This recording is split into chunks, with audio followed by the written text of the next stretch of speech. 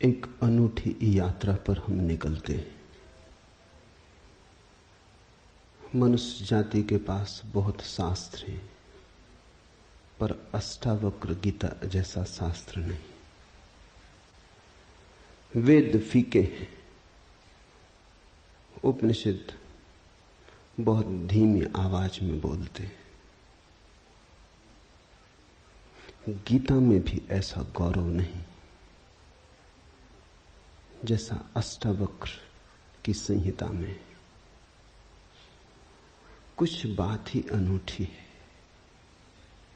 सबसे बड़ी बात तो यह है कि न समाज, न राजनीति,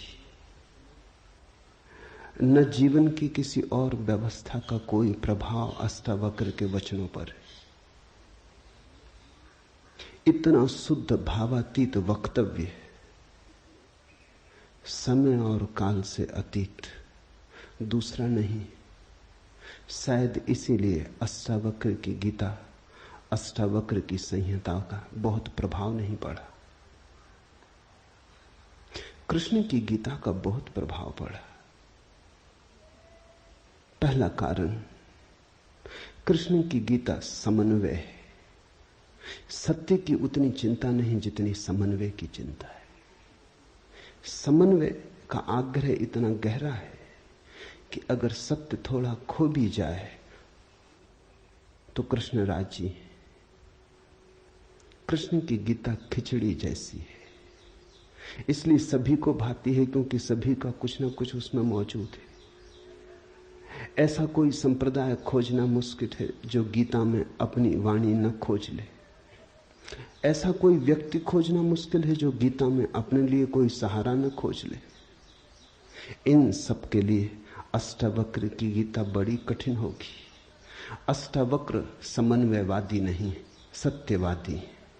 सत्य जैसा है वैसा कहा है, बिना किसी लाग लपेट के। सुनने वाले की चिंता नहीं, सुनने वाला समझेगा नहीं समझेगा इसकी भी चिंता नहीं। सत्य का ऐसा शुद्धतम वक्तव्य न पहले कहीं हुआ, न फिर बाद में कभी हो सका। कृष्ण की गीता लोगों को प्रिय है क्योंकि अपना अर्थ निकाल लेना बहुत सुगम है। कृष्ण की गीता काव्यात्मक है। 2-2-5 भी हो सकते हैं, 2-2-3 भी हो सकते हैं। अष्टावक्र के साथ कोई खेल संभव नहीं, वहां 2-2-4 ही होते। अष्टावक्र का वक्तव्य शुद्ध गणित का वक्तव्य है। वहां काव्य को जरा भी जगह नहीं, वहां कविता के लिए जरा सी भी छूट नहीं। जैसा है वैसा कहा है, किसी तरह का समझौता नहीं। कृष्ण की गीता पढ़ो तो भक्त अपना अर्थ निकाल लेता है, क्योंकि कृष्ण ने भक्ति की भी बात की। कर्मयोगी अपना अर्थ निकाल लेता है, क्योंकि कृष्ण ने कर्मयोग की भी बात की है। ज्ञानी अपना अर्थ निकाल लेता है, क्योंकि कृष्ण ने ज्ञान की भी बात की है। कृष्ण कहीं भक्ति को सर्वश्रेष्ठ कहते हैं, कहीं ज्ञान को सर्वश्रेष्ठ कहते हैं, कहीं कर्म को सर्वश्रेष्ठ कहते हैं। कृष्ण का वक्तव्य बहुत राजनीतिक है। वो राजनेता थे, कुशल राजनेता थे। सिर्फ राजनेता थे इतना ही कहना उचित नहीं, कुटिल राजनीतिज्ञ थे, डिप्लोमेट थे। उनके वक्तव्य में बहुत सी बातों का ध्यान रखा गया, इसलिए सभी को गीता भा जाती है। इसलिए तो गीता पर हजारों टीकाएं हैं, अष्टावक्र पर कोई चिंता नहीं करता। क्योंकि अष्टावक्र के साथ राजी होना हो तो तुम्हें अपने को छोड़ना पड़ेगा। बेशर्त तुम अपने को न ले जा सकोगे, तुम पीछे रहोगे तो ही जा सकोगे। कृष्ण के साथ तुम अपने को ले जा सकते हो। कृष्ण के साथ तुम्हें बदलने की कोई भी जरूरत नहीं। कृष्ण के साथ तुम मौजू पड़ सकते हो। इसलिए सभी सांप्रदायिकों ने कृष्ण की गीता पर टीकाएं लिखी। शंकर ने, रामानुज ने, निम्बार्क ने, बल्लभ ने, सबने अपने अर्थ निकाल लिए। कृष्ण ने कुछ ऐसी बात कही है जो बहुअर्थी है, इसलिए मैं कहता हूं काव्यात्मक है। कविता में से मन चाहे अर्थ निकल सकते हैं। कृष्ण का वक्तव्य ऐसा है जैसे वर्षा में बादल गिरते, जो चाहो देख लो। कोई देखता हाथी की सूंड, कोई चाहे गणेश जी को देख ले। किसी को कुछ भी नहीं दिखाई पड़ता, वो कहता कहां की फिजूल बातें कर रहे हो, बादल है, धुआं, इसमें कैसी आकृतियां देख रहे हो।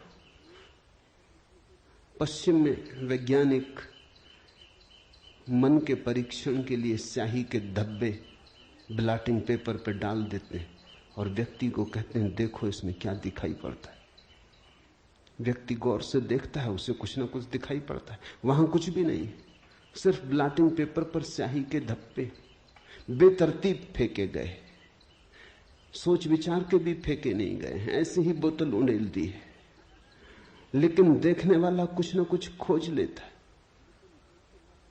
जो देखने वाला खोजता है वो उसके मन में वो आरोपित कर लेता। तुमने भी देखा होगा, दीवार पर वर्षा का पानी पड़ता है, लकीरें खिंच जाती, कभी आदमी की शक्ल दिखाई पड़ती, कभी घोड़े की शक्ल दिखाई पड़ती। तुम जो देखना चाहते हो आरोपित कर लेते हो। रात के अंधेरे में कपड़ा टंगा है, भूत प्रेत दिखाई पड़ जाते। कृष्ण की गीता ऐसी ही है, जो तुम्हारे मन में है दिखाई पड़ जाएगा। तो शंकर ज्ञान देख लेते हैं, रामानुज भक्ति देख लेते हैं, तिलक कर्म देख लेते हैं, और सब अपने घर प्रसन्नचित लौट आते कि ठीक कृष्ण वही कहते हैं जो हमारी मान्यता है। इमर्सन ने लिखा है कि एक बार एक पड़ोसी प्लेटो की किताबें उनसे मांग के ले गया। अब प्लेटो 2000 साल पहले हुआ और दुनिया के थोड़े से अनूठे विचारकों में से एक। कुछ दिनों बाद इमर्सन ने कहा किताबें पढ़नी हो तो वापस करने। वो पड़ोसी लौटा गया। इमर्सन ने पूछा कैसी लगी। उस आदमी ने कहा कि ठीक इस आदमी प्लेटो के विचार मुझसे मिलते जुलते। कई दफे तो मुझे ऐसा लगा कि इस आदमी को मेरे विचारों का पता कैसे चल गया। प्लेटो 2000 साल पहले हुआ है। इसको शक हो रहा है कि इसने कहीं मेरे विचार तो नहीं चुरा लिए। कृष्ण में ऐसा शक बहुत बार होता है। इसलिए कृष्ण पर सदियां बीत गईं, टीकाएं चलती जाती, हर सदी अपना अर्थ खोज लेती है, हर व्यक्ति अपना अर्थ खोज लेता है। कृष्ण की गीता स्याही के धब्बों जैसी एक कुशल राजनीतिज्ञ का वक्तव्य है। अष्टावक्र की गीता में तुम कोई अर्थ ना खोज पाओगे। तुम अपने को छोड़ के चलोगे तो ही अष्टावक्र की गीता स्पष्ट होगी। अष्टावक्र का सुस्पष्ट संदेश है, उसमें जरा भी तुम अपनी व्याख्या ना डाल सकोगे। इसलिए लोगों ने टीकाएं नहीं लिखी। टीका लिखने की जगह नहीं है, तोड़ने मड़ोड़ने का उपाय नहीं है, तुम्हारे मन के लिए सुविधा नहीं है कि तुम कुछ डाल दो। अष्टावक्र ने इस तरह से वक्तव्य दिया है कि सदियां बीत गई, उस वक्तव्य में कोई कुछ जोड़ नहीं पाया, घटा नहीं पाया। बहुत कठिन है ऐसा वक्तव्य देना। शब्द के साथ ऐसी कुशलता बड़ी कठिन है। इसलिए मैं कहता हूं एक अनूठी यात्रा तुम शुरू कर रहे हो। अष्टावक्र में राजनीतिज्ञों की कोई उत्सुकता नहीं, न तिलक की, न अरविंद की, न गांधी की, न विनोबा की, किसी की कोई उत्सुकता नहीं, क्योंकि तुम अपना खेल ना खेल पाओगे।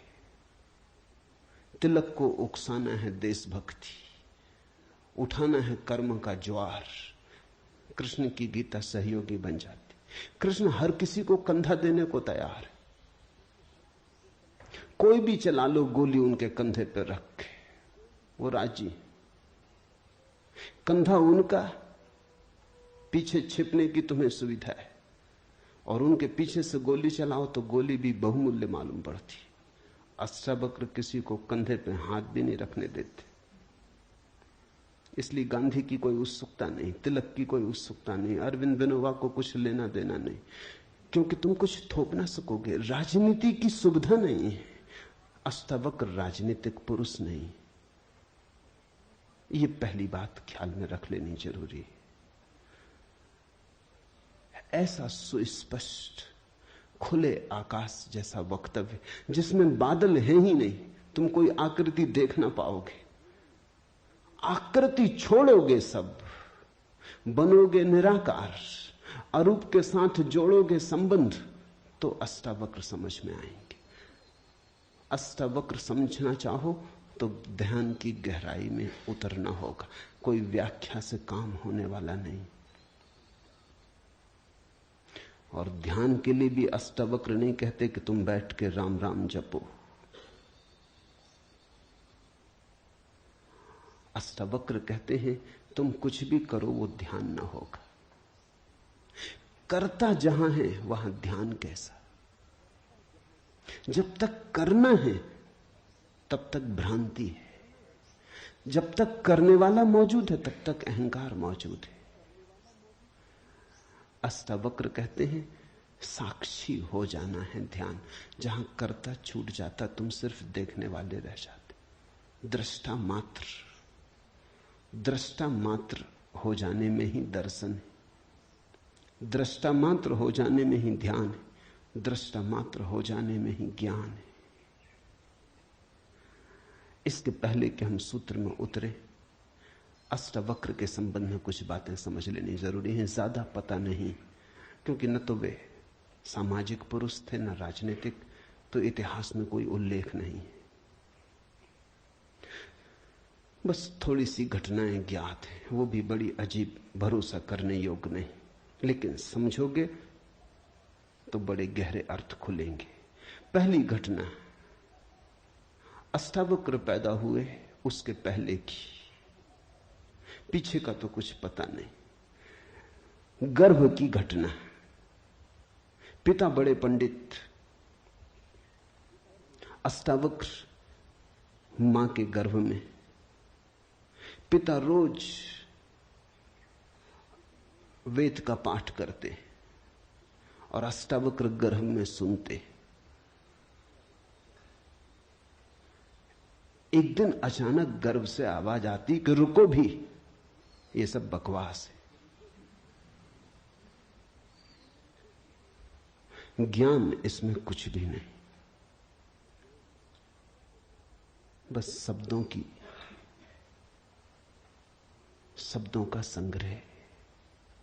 शास्त्र में ज्ञान कहां? ज्ञान स्वयं में, शब्द में सत्य कहां? सत्य स्वयं में।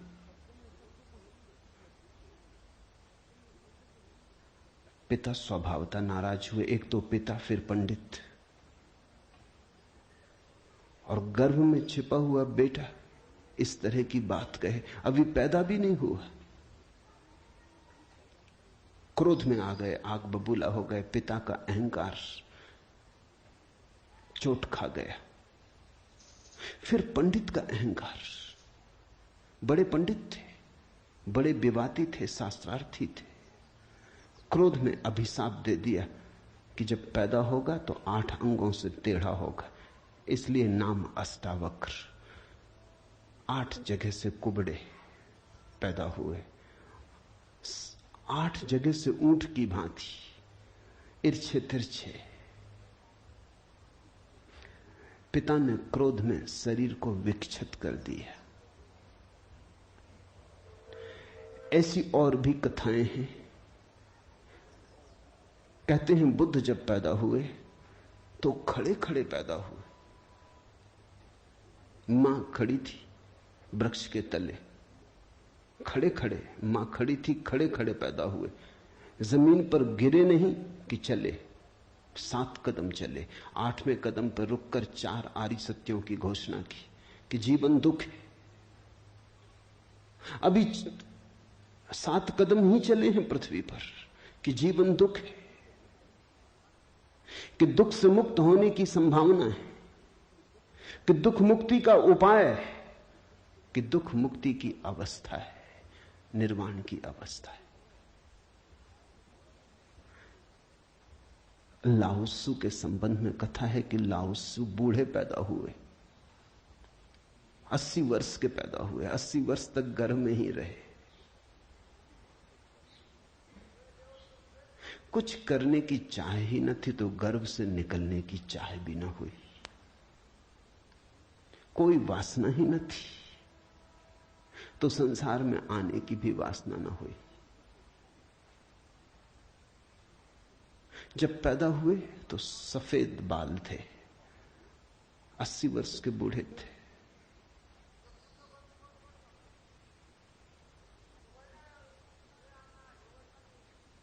जरथुस्त्र के संबंध में कथा है कि जब जरथुस्त्र पैदा हुए तो पैदा होते से ही खिलखिला के हंसे, मगर इन सबको मात कर दिया अष्टावक्र ने।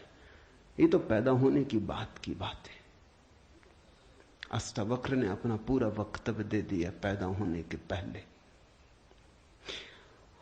ये कथाएं महत्वपूर्ण हैं। इन कथाओं में इन व्यक्तियों के जीवन की सारी सार संपदा है, निचोड़ है। बुद्ध ने जो जीवन भर में कहा उसका निचोड़। बुद्ध ने अष्टांगिक मार्ग का उपदेश दिया तो 7 कदम चले, 8वें पर रुक गए। 8 अंग हैं कुल। पहुंचने की अंतिम अवस्था है सम्यक समाधि। उस समाधि की अवस्था में ही पता चलता है जीवन के पूरे सत्य का। वो 4 आर्य सत्यों की घोषणा करती। लाओत्सु बूढ़ा पैदा हुआ।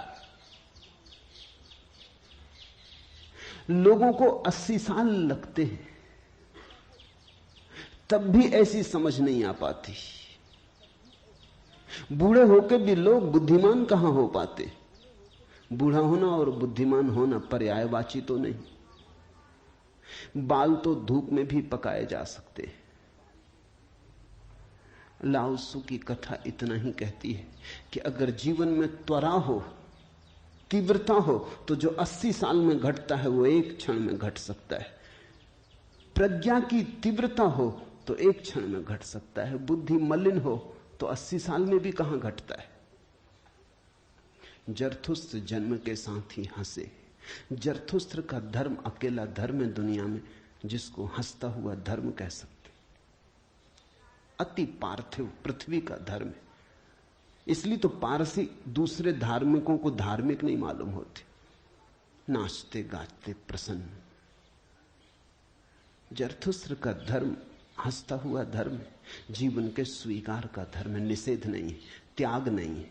तुमने कोई पारसी साधु देखा?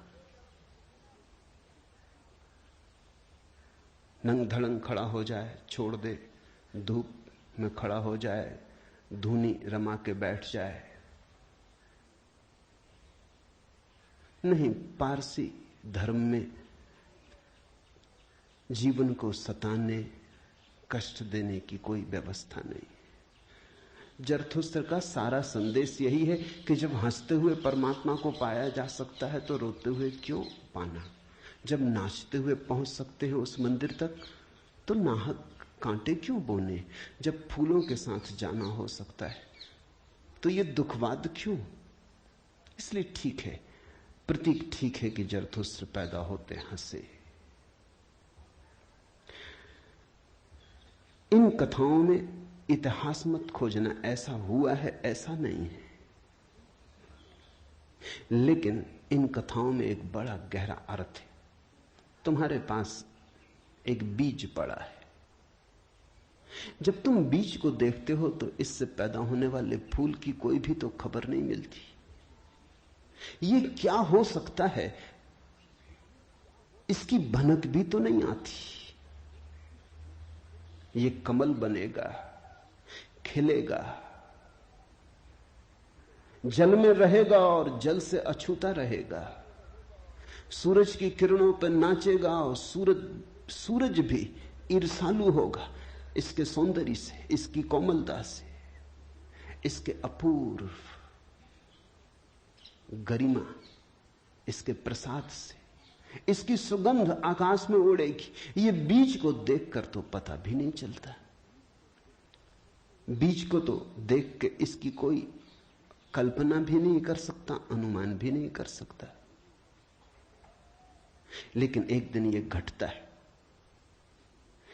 तो दो तरह से हम सोच सकते हैं। या तो हम बीज को पकड़ लें जोर से और हम कहें जो बीज में दिखाई नहीं पड़ा वो कमल में भी घट नहीं सकता। ये भ्रम है, ये धोखा है, ये झूठ है। जिनको हम तर्कनिष्ठ कहते हैं, संदेहशील कहते हैं, उनका यही आधार है। वो कहते हैं जो बीज में नहीं दिखाई पड़ा वो फूल में हो नहीं सकता, कहीं भ्रांति हो रही है। इसलिए संदेहशील व्यक्ति बुद्ध को मान नहीं पाता, महावीर को स्वीकार नहीं कर पाता, जीसस को अंगीकार नहीं कर पाता, क्योंकि वो कहते हैं हमने जाना इनको। जीसस अपने गांव में आए, बड़े हैरान हुए, गांव के लोगों ने कोई चिंता ही न की। जीसस का वक्तव्य है कि पैगंबर की अपने गांव में पूजा नहीं होती। कारण क्या रहा होगा, क्यों नहीं होती गांव में पूजा पैगंबर की? गांव के लोगों ने बचपन से देखा, बड़े ही जोसेफ का लड़का है, लकड़ियां ढोते देखा, रिंदा चलाते देखा, लकड़ियां चीरते देखा, पसीने से लथपथ देखा, सड़कों पर खेलते देखा, झगड़ते देखा। गांव के लोग इसे बचपन से जानते हैं, बीज की तरह देखा। आज अचानक ये हो कैसे सकता है कि परमात्मा का पुत्र हो गए? नहीं, जिसने बीज को देखा है वो फूल को मान नहीं पाता। वो कहता है जरूर धोखा होगा, बेईमानी होगी, ये आदमी पाखंडी है। बुद्ध अपने घर वापस लौटे तो पिता, सारी दुनिया को जो दिखाई पड़ रहा था वो पिता को दिखाई नहीं पड़ा। सारी दुनिया अनुभव कर रही थी एक प्रकाश, दूर दूर तक खबरें जा रही थी, दूर देशों से लोग आने शुरू हो गए थे। लेकिन जब वापस बुद्ध घर आए 12 साल बाद, तो पिता ने कहा मैं तुझे अभी भी क्षमा कर सकता हूं, यद्यपि तूने काम तो बुरा किया है, सताया तो तूने हमें, अपराध तो तूने किया, लेकिन मेरे पास पिता का हृदय, मैं माफ कर दूंगा, द्वार तेरे लिए खुले, मगर फेंक ये भिक्षा का पात्र, हटा ये भिक्षु का वेश, ये सब नहीं चलेगा।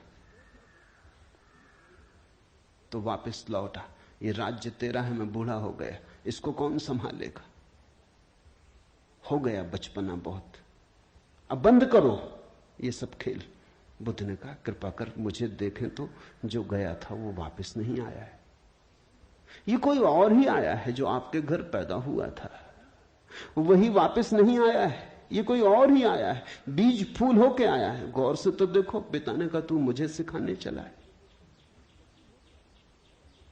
पहले दिन से जब तू पैदा हुआ था तब से तुझे जानता हूं। किसी और को धोखा देना, किसी और को समझा लेना, भ्रम में डाल देना, मुझे तू भ्रम में न डाल पाएगा। मैं फिर कहता हूं, मैं तुझे भली भांति जानता हूं, मुझे कुछ सिखाने को चेष्टा मत कर, क्षमा करने को मैं राजी हूं। बुद्ध ने कहा आप और मुझे जानते हैं, मैं तो स्वयं को भी नहीं जानता था, अभी अभी किरणें उतरी हैं और स्वयं को जानो, क्षमा करे। लेकिन ये मुझे कहना ही पड़ेगा कि जिसको आपने देखा वो मैं नहीं हूं, और जहां तक आपने देखा वो मैं नहीं हूं। बाहर बाहर आपने देखा, भीतर आपने कहां देखा? मैं आपसे पैदा हुआ हूं, लेकिन आपने मुझे निर्मित नहीं किया।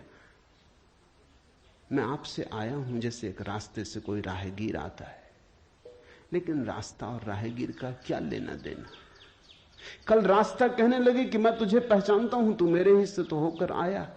ऐसे ही आप कह रहे हैं आपके पहले भी मैं था, जन्मों जन्मों से मेरी यात्रा चल रही, आपसे गुजरा जरूर, ऐसा मैं औरों से भी गुजरा हूं, और भी मेरे पिता थे, और भी मेरी माताएं थी, लेकिन मेरा होना बड़ा अलग थलग है,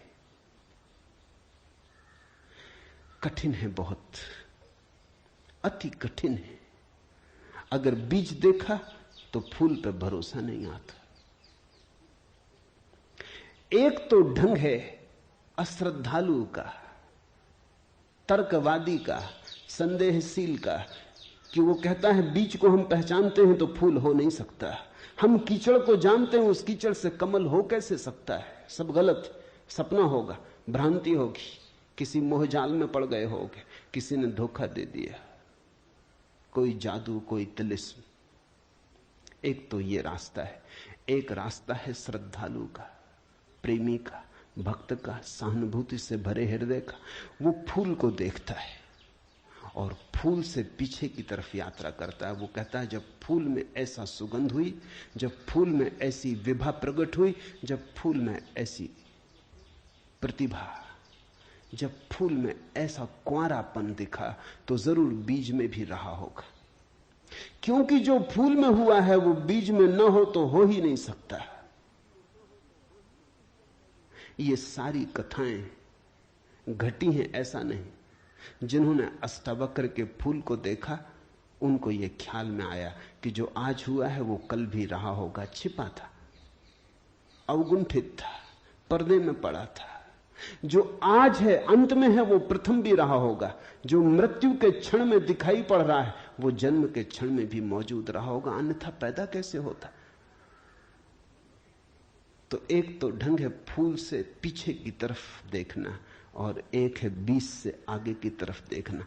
गौर से देखो तो दोनों में सारसूत्र एक ही है, दोनों की आधार भित्ति एक ही है, लेकिन कितना जमीन आसमान का अंतर हो जाता है। जो बीज वाला है वो भी ये कह रहा है कि जो बीज में नहीं है वो फूल में कैसे हो सकता है, ये उसका तर्क है। फूल वाला भी यही कह रहा है, वो कह रहा है जो फूल में है वो बीज में भी होना ही चाहिए। दोनों का तर्क तो एक है, लेकिन दोनों के देखने के ढंग अलग है। बड़ी अड़चन। मुझसे कोई पूछता था कि आपके साथ बचपन में बहुत लोग पढ़े होंगे, स्कूल में, कॉलेज में, वे दिखाई नहीं पड़ते, वे कैसे दिखाई पड़ सकते? उनको बड़ी अड़चन है, वो भरोसा नहीं कर सकते, अति कठिन है उन्हें। कल ही मेरे पास रायपुर से किसी ने एक अखबार भेजा, श्री हरशंकर परसाई ने एक लेख मेरे खिलाफ लिखा है। वो मुझे जानते हैं, कॉलेज के दिनों से जानते हैं, हिंदी के मूर्धन्य व्यंग्य लेखक हैं। मेरे मन में उनकी कृतियों का आदर है। लेख में उन्होंने लिखा है कि जबलपुर की हवा में कुछ खराबी है, यहां धोखेबाज और धूर्ती पैदा होते, जैसे रजनीश, महेश योगी, मुंदड़ा, 3 नाम उन्होंने गिनाए। धन्यवाद उनका, कम से कम मेरा नाम नंबर 1 तो गिनाया।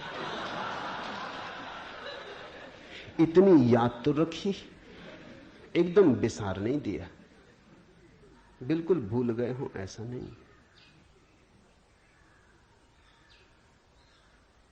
लेकिन अड़चन स्वाभाविक है, सीधी साफ है, मैं उनकी बात समझ सकता हूं। ये असंभव है बीज को देखा तो फूल में भरोसा। फिर जिन्होंने फूल को देखा उन्हें बीज में भरोसा मुश्किल हो जाता है। तो सभी महापुरुषों की जीवन कथाएं 2 ढंग से लिखी जाती हैं। जो उनके विपरीत हैं वो बचपन से यात्रा शुरू करते हैं, जो उनके पक्ष में है वो अंत से यात्रा शुरू करते हैं और बचपन की तरफ जाते हैं। दोनों एक अर्थ में सही है, लेकिन जो बचपन से यात्रा करके अंत की तरफ जाते हैं वो वंचित रह जाते हैं। उनका सही होना उनके लिए आत्मघाती है। जो अंत से यात्रा करते हैं वो पीछे की तरफ जाते हैं, वो धन्यभागी हैं, क्योंकि बहुत कुछ उन्हें अनायास मिल जाता है जो कि पहले तर्कवादियों को नहीं मिल पाता। अब न केवल मैं गलत मालूम होता हूं, मेरे कारण जबलपुर तक की हवा उनको गलत मालूम होती। कुछ भूल हवा पानी में होनी चाहिए। यदि मैं उनको कहना चाहूंगा जबलपुर को कोई हक नहीं है मेरे संबंध में, हवा पानी को अच्छा या खराब तय करने का। जबलपुर से मेरा कोई बहुत नाता नहीं है, थोड़े दिन वहां था। महेश योगी भी थोड़े दिन वहां थे, उनका भी कोई नाता नहीं। हम दोनों का नाता किसी और जगह से है। उस जगह के लोग इतने सोए हैं कि उन्हें अभी खबर ही नहीं। महेश योगी और मेरा जन्म पास ही पास हुआ, दोनों गाडरवाड़ा के आसपास पैदा हुए। उनका जन्म चिचली में हुआ, मेरा जन्म कुचवाड़े में हुआ। अगर हवा पानी खराब है तो वहां का होगा। इसका दुख गाडरवाड़ा को होना चाहिए, कभी होगा, या सुख। जबलपुर को इसमें बीच में आना नहीं चाहिए। लेकिन मन कैसे तर्क रचता है। अब जो अष्टावक्र की कथा को देखेगा वो सुनते से ही कह देगा गलत, असंभव। ये तो कथा जिन्होंने लिखी है उनको भी पता है कि कहीं कोई गर्व से बोलता है। वो तो केवल इतना कह रहे हैं कि जो आखिर में प्रकट हुआ वो गर्भ में मौजूद रहा होगा। जो वाणी आखिर में खिली वो किसी न किसी गहरे तल पर गर्भ में भी मौजूद रही होगी, अन्यथा खिलती कहां से, आती कहां से? सुनने से थोड़ी कुछ आता है, हर चीज के पीछे कारण है। नहीं देख पाए हो हम, लेकिन था तो मौजूद। ये सारी कथाएं इसी का सूचक देती हैं। अष्टावक्र के संबंध में दूसरी बात जो ज्ञात है वो है जब वे 12 वर्ष के थे। बस 2 ही बातें ज्ञात हैं।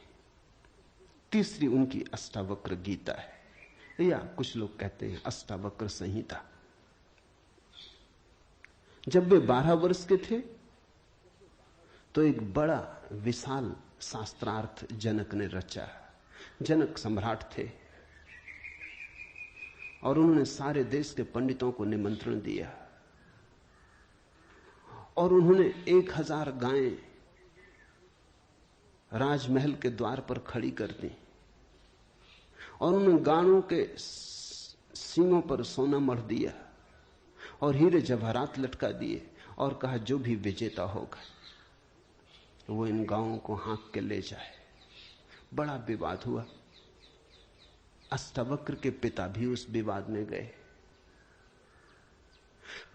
खबर आई सांझ होते होते कि पिता हार रहे हैं। सबसे तो जीत चुके थे, वंदिन नाम के एक पंडित से हारे जा रहे हैं। ये खबर सुन के अष्टावक्र भी राजमहल पहुंच गया। सभा सजी थी, विवाद अपनी आखिरी चरम अवस्था में था, निर्णायक घड़ी करीब आती थी। पिता के हारने की स्थिति बिल्कुल पूरी तय हो चुकी थी। अब हारे तब हारे की अवस्था थी। अष्टावक्र दरबार में भीतर चला गया। पंडितों ने उसे देखा, महापंडित इकट्ठे थे। उसका 8 अंगों से टेढ़ा मेढ़ा शरीर, वो चलता तो भी देख के लोगों को हंसी आती। उसका चलना भी बड़ा हास्यास्पद था। सारी सभा हंसने लगी। अष्टावक्र भी खिल के हंसा। जनक ने पूछा, और सब हंसते हैं वो तो मैं समझ गया क्यों हंसते, लेकिन बेटे तू क्यों हंसा? अष्टावक्र ने कहा, मैं इसलिए हंस रहा हूं कि इन चम्हारों की सभा में सत्य का निर्णय हो रहा है। बड़ा आदमी अनूठा रहा होगा। ये चम्हार यहां क्या कर रहे हैं? सन्नाटा छा गया। चम्हार? सम्राट ने पूछा, तेरा मतलब? उसने कहा, सीधी सी बात है, इनको चमड़ी ही दिखाई पड़ती है, मैं नहीं दिखाई पड़ता। मुझसे सीधा साधा आदमी खोजना मुश्किल है, वो तो इनको दिखाई ही नहीं पड़ता। इनको आड़ा टेढ़ा शरीर दिखाई पड़ता है। ये चम्हार है, ये चमड़ी के पारखी। राजन, मंदिर के टेढ़े होने से कहीं आकाश टेढ़ा होता है?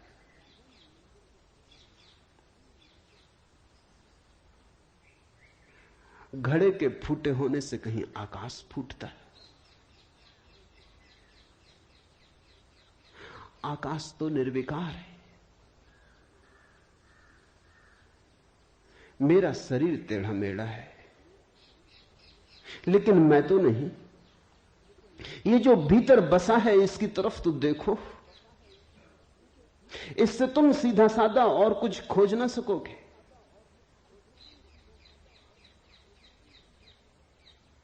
ये बड़ी चौंकाने वाली घोषणा थी। सन्नाटा छा गया होगा। जनक प्रभावित हुआ, झटका खाया। निश्चित ही कहां चम्हारों की भीड़ इकट्ठी करके बैठा है। खुद पे भी पश्चाताप हुआ, अपराध लगा कि मैं भी हंसा। उस दिन तो कुछ न कहते बना, लेकिन दूसरे दिन सुबह जब सम्राट घूमने निकला था तो राह पर अष्टावक्र दिखाई पड़ा। उतरा घोड़े से, पैरों में गिर पड़ा। सबके सामने तो हिम्मत न जुटा पाया। एक दिन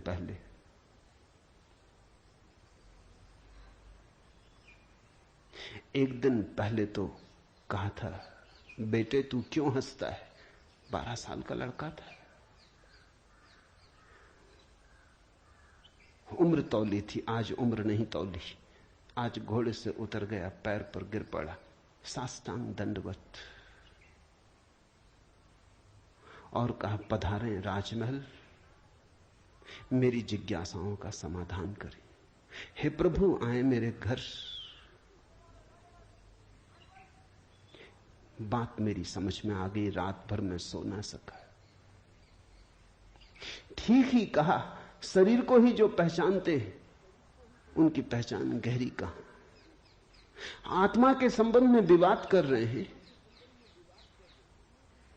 और अभी भी शरीर में रस और विरस पैदा होता है, घृणा, आकर्षण पैदा होता है। मर्त्य को देख रहे हैं, अमृत की चर्चा करते हैं। धन्य भाग मेरे कि आप आए और मुझे चौंकाया, मेरी नींद तोड़ दी। अब पधारो। राजमहल में उसने बड़ी सजावट कर रखी थी। स्वर्ण सिंहासन पर बिठाया था इस 12 साल के अष्टावक्र को और उससे जिज्ञासा की। पहला सूत्र जनक की जिज्ञासा है। जनक ने पूछा है, अष्टावक्र ने समझाया है। इससे ज्यादा अष्टावक्र के संबंध में और कुछ पता नहीं है, और कुछ पता होने की जरूरत भी नहीं। काफी है, इतना बहुत है। हीरे बहुत होते भी नहीं, कंकड़ पत्थर ही बहुत होते। हीरा एक भी काफी होता है। ये 2 छोटी सी घटनाएं हैं। एक तो जन्म के पहले की, गर्भ से आवाज और घोषणा कि क्या पागलपन में पड़े हो, शास्त्र में उलझे हो, शब्द में उलझे हो, जागो। ये ज्ञान नहीं है, ये सब उधार है, ये सब बुद्धि का ही जाल है, अनुभव नहीं। इसमें रंच मात्र भी सार नहीं है। कब तक अपने को भरमाए रखोगे? और दूसरी घटना, राजमहल में हंसना पंडितों का और कहना अष्टावक्र का कि जीवन में देखने की 2 दृष्टियां हैं, एक आत्मदृष्टि, एक चर्म दृष्टि। चम्हार चमड़ी को देखता है, प्रज्ञावान आत्मा को देखता है। तुमने गौर किया? चम्हार तुम्हारे चेहरे की तरफ देखते नहीं, वो जूते को ही देखता। असल में चम्हार जूते को देख के सब पहचान लेता तुम्हारे संबंध में कि आर्थिक हालत कैसी है, सफलता मिल रही कि विफलता मिल रही, भाग्य कैसा चल रहा, वो सब जूते में लिखा है। जूते की सिलवटें कह देती, जूते की दशा कह देती। जूते में तुम्हारी आत्मकथा लिखी, चम्हार पढ़ लेता। जूते में चमक, जूते का ताजा और नया होना, चम्हार तुमसे प्रसन्नता से मिलता है। जूता ही उसके लिए तुम्हारी आत्मा का सबूत है। दर्जी कपड़े देखता है, तुम्हारा कोट कपड़ा देख के समझ लेता हालत कैसी। सबकी अपनी बंधी हुई दृष्टियां हैं।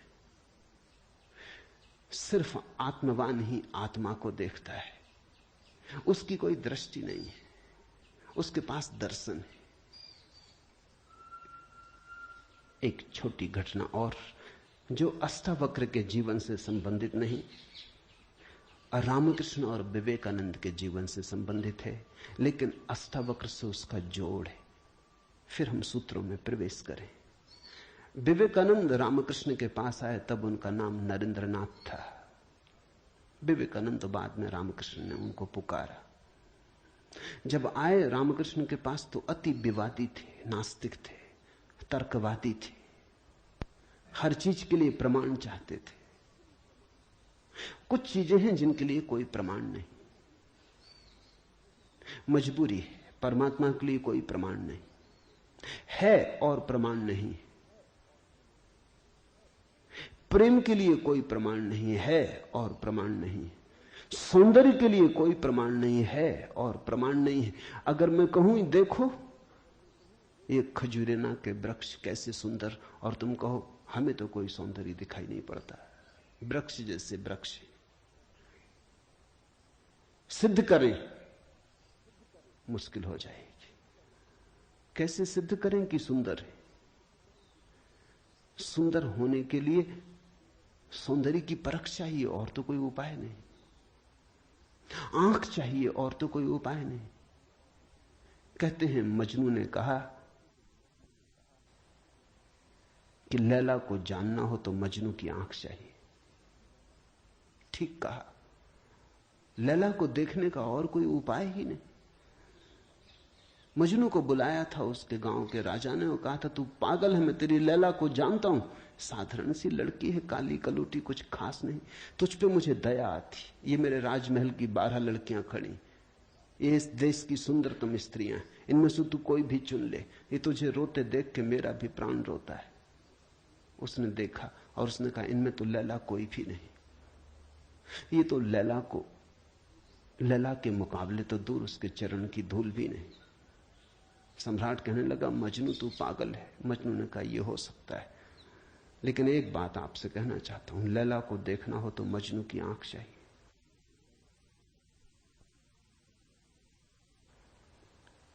ठीक कहा मजनू ने। अगर वृक्षों के सौंदर्य को देखना हो तो कला की आंख चाहिए और कोई प्रमाण नहीं। अगर किसी के प्रेम को पहचानना हो तो प्रेमी का हृदय चाहिए और कोई प्रमाण नहीं। और परमात्मा तो इस जगत के सारे सौंदर्य और सारे प्रेम और सारे सत्य का इकट्ठा नाम है।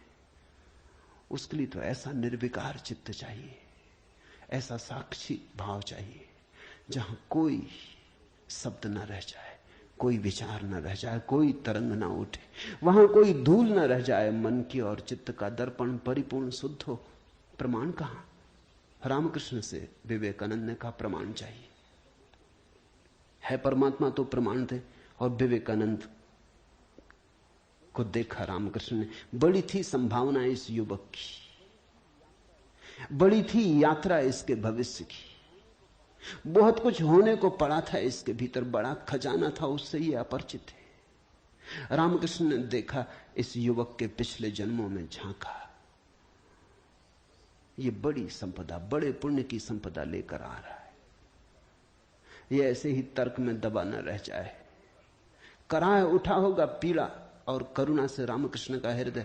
उन्होंने कहा छोड़, प्रमाण वगैरह बाद में सोच लेंगे, मैं जरा बूढ़ा हुआ, मुझे पढ़ने में अड़चन होती, तू अभी जवान, तेरी आंख अभी तेज, ये किताब पढ़ी, इसे तू पढ़। वो थी अष्टावक्र गीता, जरा मुझे सुनाते।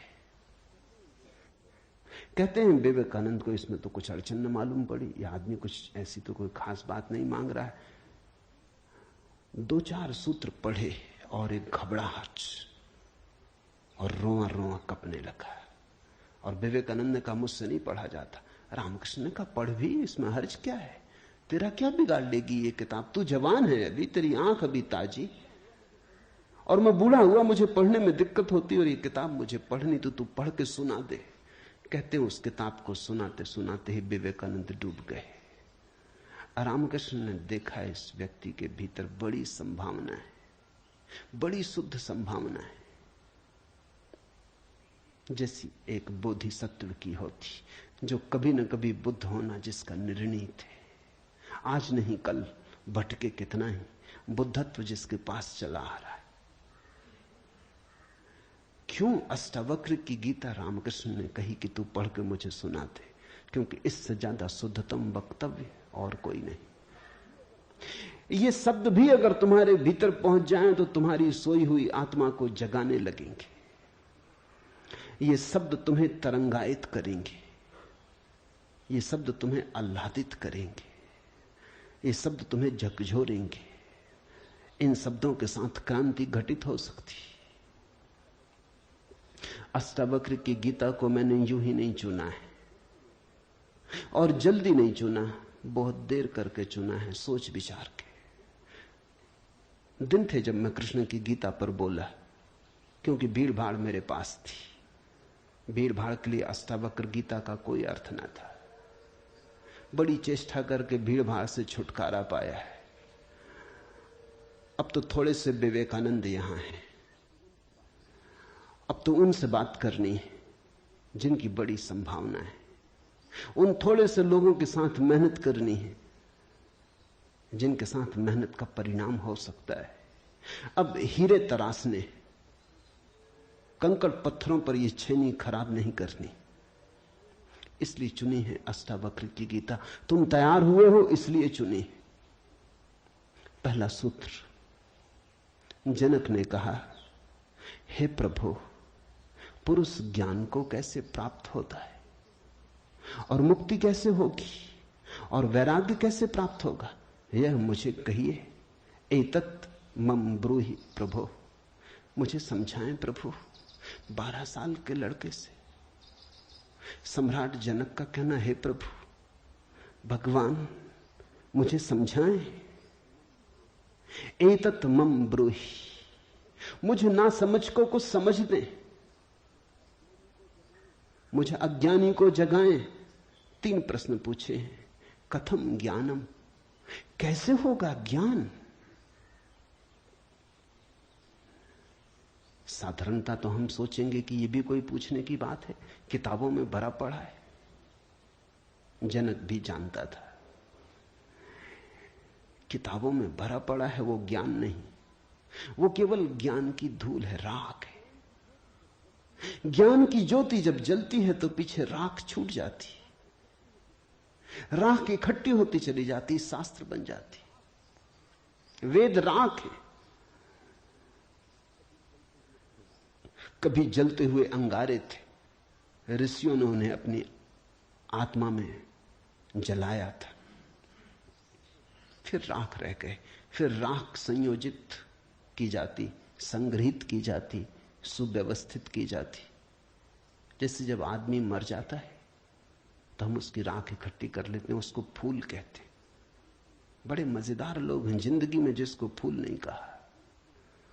उसकी हड्डी वड्डियां इकट्ठी कर लाते हैं, कहते फूल संजोला है, फिर संभाल कर रखते, मंजूसा बनाते। जिसको जिंदगी में कभी फूल का आदर नहीं दिया, जिसको जिंदगी में कभी फूल की तरह देखा नहीं, जब मर जाता है आदमी पागल है, तब उसकी हड्डी को, राख को फूल कहते। ऐसे ही जब कोई बुद्ध जीवित होता है तब तुम सुनते नहीं। जब कोई महावीर तुम्हारे बीच से गुजरता है तब तुम नाराज होते हो। लगता है यह आदमी तुम्हारे सपने तोड़ रहा है या तुम्हारी नींद में दखल डाल रहा है। ये कोई जगाने का वक्त है? अभी अभी तो सपना आना शुरू हुआ था, अभी अभी तो जरा जीतना शुरू किया था जिंदगी में, अभी अभी तो दांव ठीक लगने लगे थे, तीर ठीक ठीक जगह पड़ने लगा था, और ये सज्जन आ गए, ये कहते हैं सब आसार है। अभी अभी तो चुनाव जीते थे, पद पे पहुंचने का रास्ता बना था, और ये महापुरुष आ गए, ये कहते हैं ये सब सपना है, इसमें कुछ सार नहीं, मौत आएगी सब छीन लेगी। छोड़ो भी, जब मौत आएगी तब देखेंगे, बीच में तो इस तरह की बातें मत उठाओ। लेकिन जब महावीर मर जाते, बुद्ध मर जाते, तब उनकी राख को हम इकट्ठी कर लेते हैं, फिर हम धम्म पद बनाते, वेद बनाते, फिर हम पूजा के फूल चढ़ाते। जनक भी जानता था कि शास्त्रों में सूचनाएं भरी पड़ी, लेकिन उसने पूछा कथम ज्ञानम, कैसे होगा ज्ञान? क्योंकि कितना ही जान लो ज्ञान तो होता ही नहीं। जानते जाओ, शास्त्र कंठस्थ कर लो, तोते बन जाओ, एक एक सूत्र याद हो जाए, पूरे वेद स्मृति में छप जाएं, फिर भी ज्ञान तो होता नहीं। कथम ज्ञानम, कैसे होता ज्ञान? कथम मुक्ति, मुक्ति कैसे होगी? क्योंकि जिसको तुम ज्ञान कहते हो वो तो बांध लेता उल्टे, मुक्त कहां करता। ज्ञान तो वही है जो मुक्त करे। जीसस ने कहा है सत्य वही है जो मुक्त करे, ज्ञान तो वही है जो मुक्त करे। ये ज्ञान की कसौटी है। पंडित मुक्त तो दिखाई नहीं पड़ता, बंधा दिखाई पड़ता है, मुक्ति की बातें करता है, मुक्त दिखाई नहीं पड़ता है, हजार बंधनों में बंधा हुआ मालूम पड़ता है। तुमने कभी गौर किया, तुम्हारे तथाकथित संत तुमसे भी ज्यादा बंधे हुए मालूम पड़ते। तुम शायद थोड़े बहुत मुक्त भी हो, तुम्हारे संत तुमसे भी ज्यादा बंधे, लकीर के फकीर हैं। न उठ सकते स्वतंत्रता से, न बैठ सकते स्वतंत्रता से, न जी सकते स्वतंत्रता से। कुछ दिनों पहले कुछ जैन साध्वियों की मेरे पास खबर आई कि वो मिलना चाहती, मगर श्रावक आने नहीं देते। ये भी बड़े मजे की बात हुई। साधु का अर्थ होता है जिसने फिक्र छोड़ी समाज की, जो चल पड़ा अरण्य की यात्रा पर, जिसने कहा अब न तुम्हारे आदर की मुझे जरूरत है, न सम्मान की। लेकिन साधु साध्वी कहते हैं श्रावक आने नहीं देते। वो कहते हैं वहां भूल के मत जाना, वहां गए तो ये दरवाजा बंद। ये कोई साधुता हुई? ये तो परतंत्रता हुई, गुलामी हुई। ये तो बड़ी उल्टी बात हुई। ये तो ऐसा हुआ कि साधु श्रावक को बदले, उसकी जगह श्रावक साधु को बदल रहा है।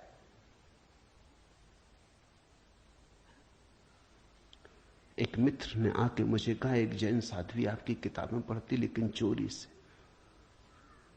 टेप भी सुनना चाहती लेकिन चोरी से, और अगर कभी किसी के सामने आपका नाम भी ले दो तो वो इस तरह हो जाती जैसे उसने कभी आपका नाम सुना ही नहीं।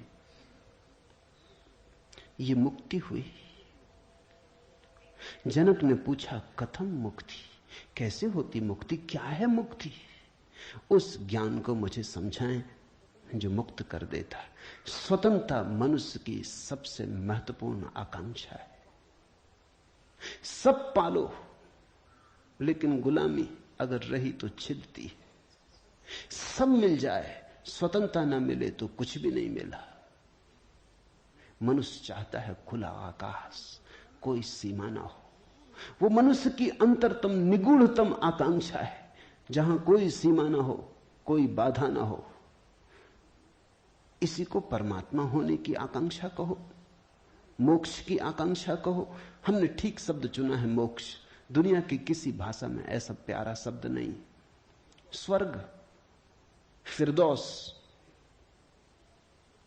इस तरह के शब्द हैं, लेकिन उन शब्दों में मोक्ष की कोई धुन नहीं है। मोक्ष का संगीत ही अनूठा है। उसका अर्थ ही केवल इतना है, ऐसी परम स्वतंत्रता जिस पर कोई बाधा नहीं है। स्वतंत्रता इतनी शुद्ध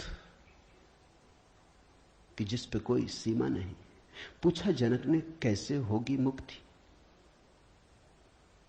और कैसे होगा वैराग्य? हे प्रभु मुझे समझाकर कहिए। अष्टावक्र ने गौर से देखा होगा जनक की तरफ, क्योंकि गुरु के लिए वही पहला काम है कि जब कोई जिज्ञासा करे तो वो गौर से देखे जिज्ञासा किस स्रोत से आती, पूछने वाले ने क्यों पूछा है। उत्तर तो तभी सार्थक हो सकता है जब प्रश्न क्यों किया गया है वो समझ में आ जाए, वो साफ हो जाए। ध्यान रखना, सद्ज्ञान को उपलब्ध व्यक्ति सद्गुरु तुम्हारे प्रश्न का उत्तर नहीं देता, तुम्हें उत्तर देता है। तुम क्या पूछते हो इसकी फिक्र कम है, तुमने क्यों पूछा है, तुम्हारे पूछने के पीछे अंतर चेतन में छिपा हुआ जाल क्या है? तुम्हारे प्रश्नों की आड़ में वस्तुतः कौन सी आकांक्षा छिपी है?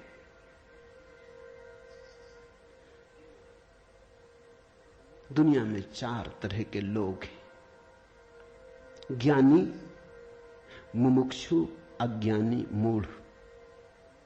और दुनिया में 4 ही तरह की जिज्ञासाएं होती। ज्ञानी की जिज्ञासा तो निशब्द होती। कहना चाहिए ज्ञानी की जिज्ञासा तो जिज्ञासा होती ही नहीं। जान लिया, जानने को कुछ बचा नहीं, पहुंच गए,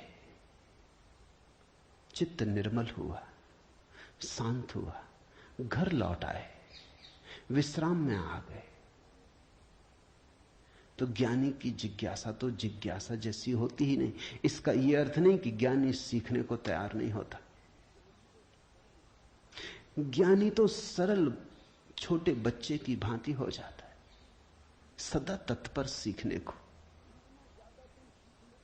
जितना ज्यादा तुम सीख लेते हो उतनी ही सीखने की तत्परता बढ़ जाती।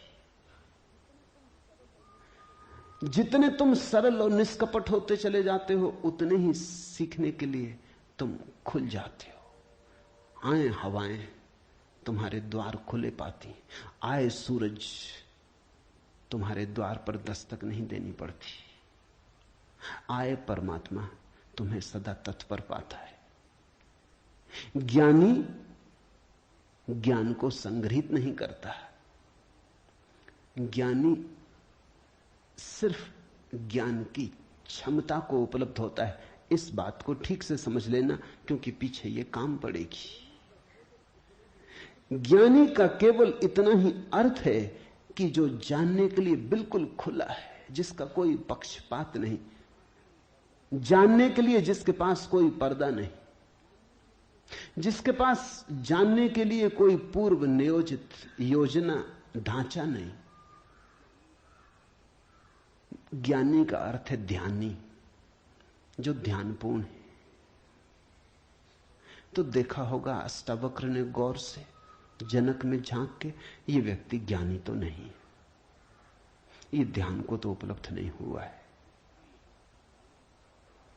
अन्यथा इसकी जिज्ञासा मौन होती, उसमें शब्द ना होते।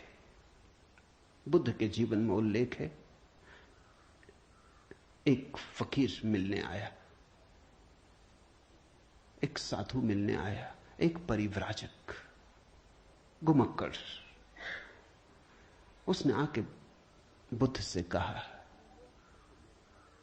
पूछने योग्य शब्द मेरे पास नहीं, क्या पूछना चाहता हूं उसे शब्दों में बांधने की मेरे पास कोई कुशलता नहीं। आप तो जानते ही हैं, समझ लें, जो मेरे योग को कहते हैं। यह ज्ञानी की जिज्ञासा है।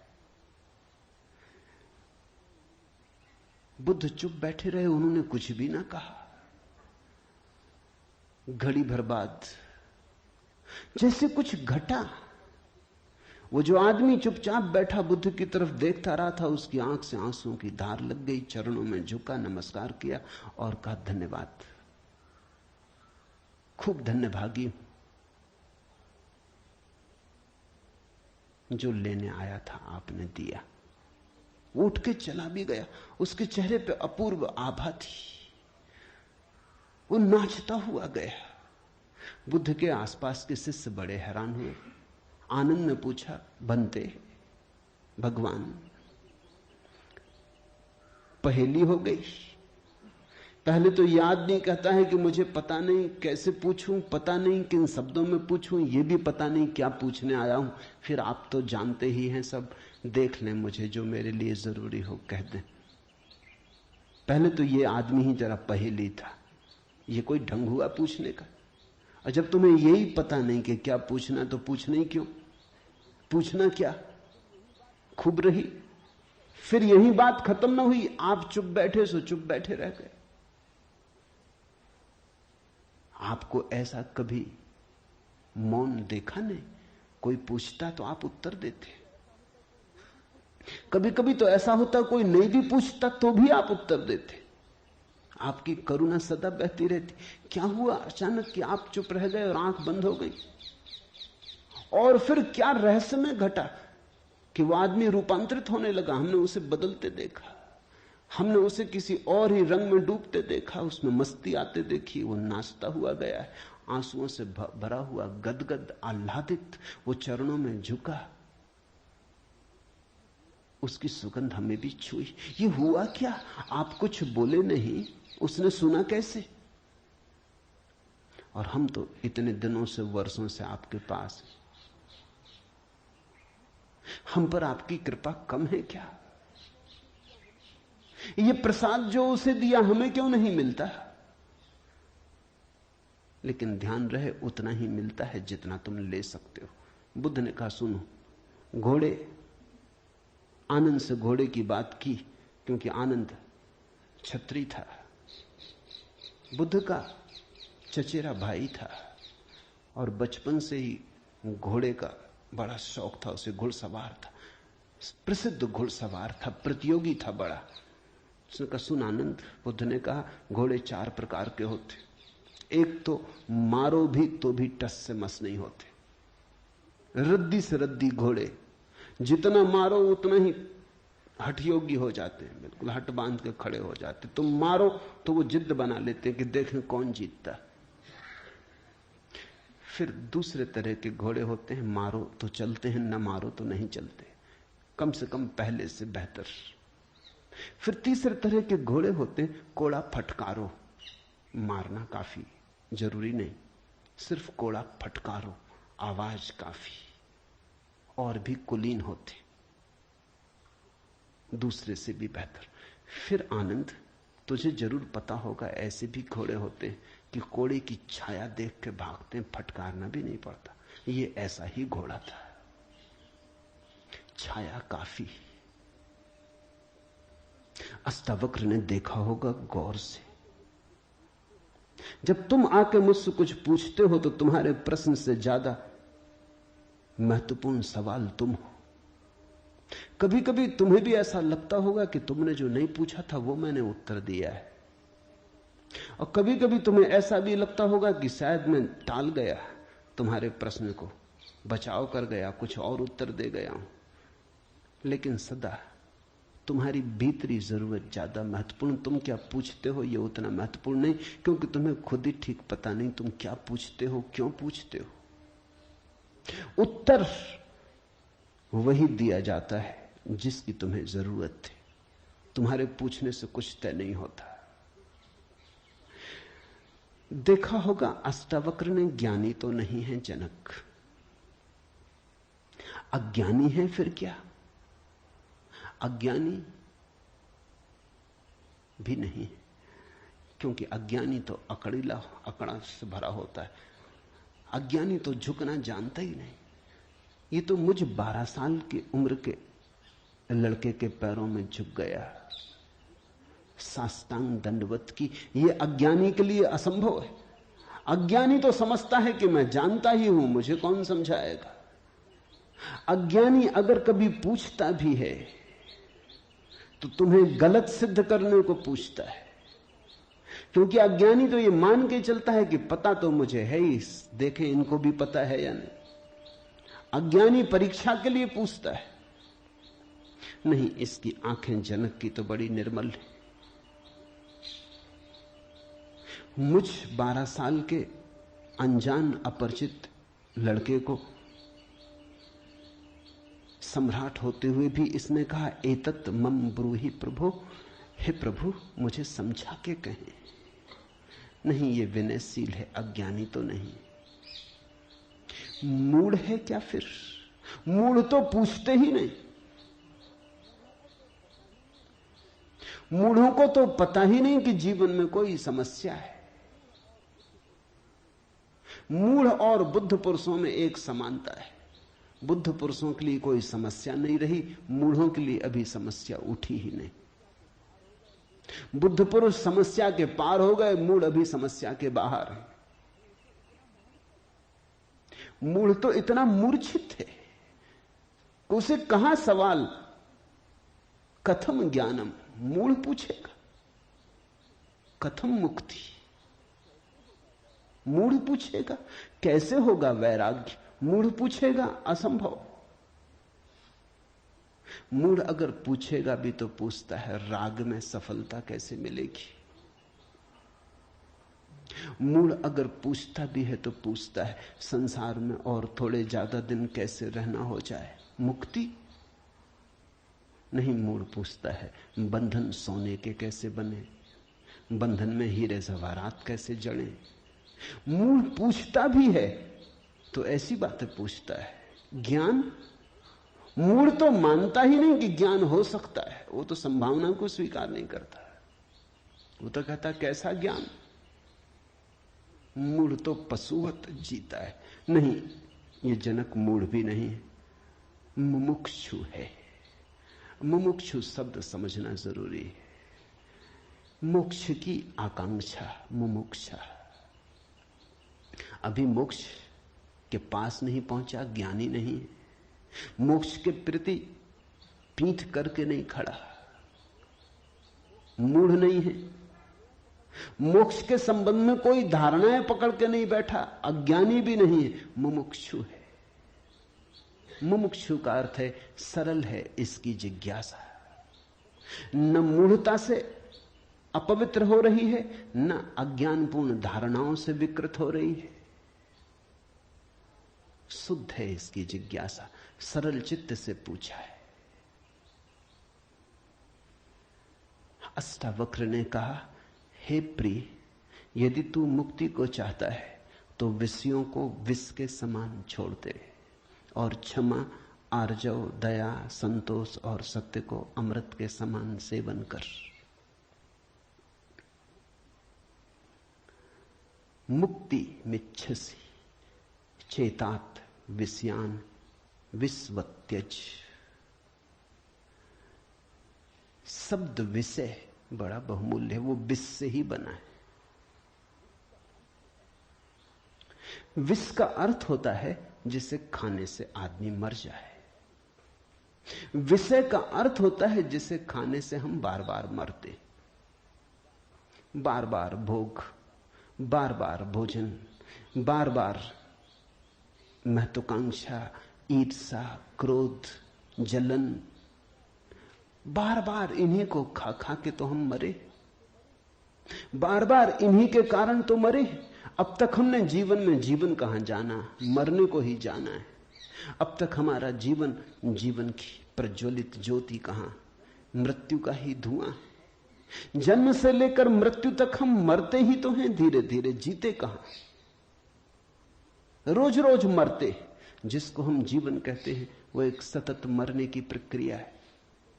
अभी हमें जीवन का तो पता ही नहीं, तो हम जिएंगे कैसे?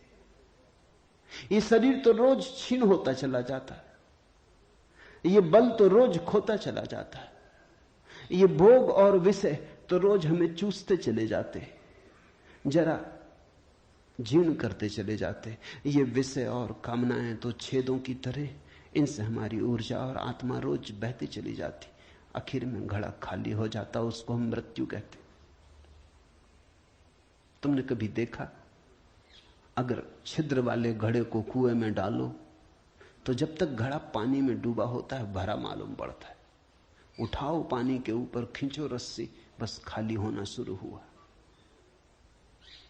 जोर का शोरगुल होता है, उसी को तुम जीवन कहते हो। जलधारें गिरने लगती, उसी को तुम जीवन कहते हो। और घड़ा जैसे जैसे पास आता है, हाथ के खाली होता चला जाता। जब हाथ में आता है तो खाली घड़ा, जल की एक बूंद भी नहीं। ऐसा ही हमारा जीवन है। बच्चा पैदा नहीं हुआ, भरा मालूम होता है। पैदा हुआ कि खाली होना शुरू हुआ। जन्म का पहला दिन मृत्यु का पहला दिन है, खाली होने लगा। एक दिन मरा, 2 दिन मरा, 3 दिन मरा। जिनको तुम जन्मदिन कहते हो, अच्छा हो मृत्यु दिन कहो तो ज्यादा सत्यतर होगा। 1 साल मर जाते हो, उसको कहते हो चलो एक जन्मदिन आ गया। 50 साल मर गए, कहते हो 50 साल जी लिए, स्वर्ण जयंती मनाए। 50 साल मरे, मौत करीब आ रही, जीवन दूर जा रहा है, घड़ा खाली हो रहा है। जो दूर जा रहा है उसके आधार पर तुम जीवन को सोचते हो, या जो पास आ रहा है उसके आधार पर? यह कैसा उल्टा गणित। हम रोज मर रहे हैं, मौत करीब सरकती आती। अष्टावक्र कहते हैं विषय हैं विषवत, क्योंकि उन्हें खा खा के हम सिर्फ मरते हैं, उनसे कभी जीवन तो मिलता नहीं। यदि तू मुक्ति चाहता है हे तात, हे प्रिय, तो विषयों को विष के समान छोड़ दे और क्षमा, आर्जव, दया, संतोष और सत्य को अमृत के समान सेवन कर। अमृत का अर्थ होता है जिससे जीवन मिले, जिससे अमृतत्व मिले, जिससे उसका पता चले जो फिर कभी नहीं मरेगा। तो क्षमा, क्रोध विष है, क्षमा अमृत है।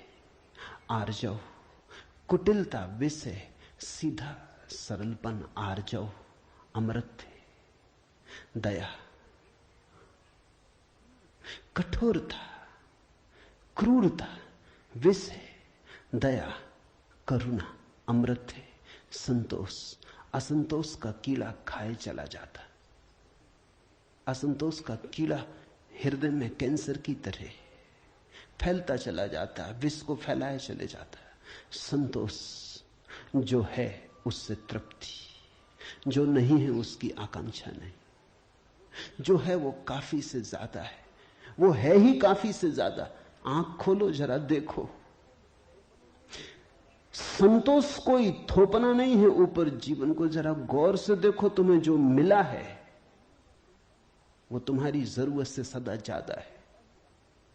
तुम्हें जो चाहिए वो मिलता ही रहा है। तुमने जो चाहा है वो सदा मिल गया है। तुमने दुख चाहा है तो दुख मिल गया है, तुमने सुख चाहा है तो सुख मिल गया है, तुमने गलत चाहा तो गलत मिल गया है। तुम्हारी चाह ने तुम्हारे जीवन को रचा है। चाह बीज है, फिर जीवन उसकी फसल है। जन्मों जन्मों में जो तुम चाहते रहे हो वही तुम्हें मिलता रहा है। कई बार तुम सोचते हो हम कुछ और चाह रहे हैं, जब मिलता है तो कुछ और मिलता है। तो तुम्हारे चाहने में भूल नहीं हुई है, सिर्फ तुमने चाहने के लिए गलत शब्द चुन लिया था। जैसे तुम चाहते हो सफलता, मिलती है विफलता, तुम कहते हो विफलता मिल रही, चाही तो सफलता थी। लेकिन जिसने सफलता चाही उसने विफलता को स्वीकार कर ही लिया, वो विफलता से भीतर डर ही गया है। विफलता के कारण ही तो सफलता चाह रहा है, और जब जब सफलता चाहेगा तब तक विफलता का ख्याल आएगा। विफलता का ख्याल भी मजबूत होता चला जाएगा। सफलता तो कभी मिलेगी, लेकिन रास्ते पर यात्रा तो विफलता में ही बीतेगी। विफलता का भाव संग्रीभूत होगा, वो इतना संग्रीभूत हो जाएगा कि वही एक दिन प्रकट हो जाएगा। तब तुम कहते हो कि हमने तो सफलता चाही थी, लेकिन सफलता के चाहने में तुमने विफलता को चाह लिया। लाओजू ने कहा है सफलता चाही विफलता मिलेगी। अगर सचमुच सफलता चाहिए हो, सफलता चाहना ही मत, फिर तुम्हें कोई विफल नहीं कर सकता। तुम कहते हो हमने सम्मान चाहा था, अपमान मिल रहा है। सम्मान चाहता ही वही व्यक्ति है जिसका अपने प्रति कोई सम्मान नहीं, वही तो दूसरों से सम्मान चाहता है। अपने प्रति जिसका अपमान है वही तो दूसरों से अपने अपमान को भर लेना चाहता है, ढांक लेना चाहता है। सम्मान की आकांक्षा इस बात की खबर है कि तुम अपने भीतर अपमानित अनुभव कर रहे हो। तुम्हें अनुभव हो रहा है कि मैं कुछ भी नहीं हूं, दूसरे मुझे कुछ बना दे, सिंहासन पे बिठा दे, फताकाएं फहरा दे, झंडे उठा ले मेरे नाम के, दूसरे कुछ कर दे। तुम भिखमंगे हो। तुमने अपना अपमान तो खुद कर लिया जब तुमने सम्मान चाहा, और यह अपमान गहन होता जाएगा।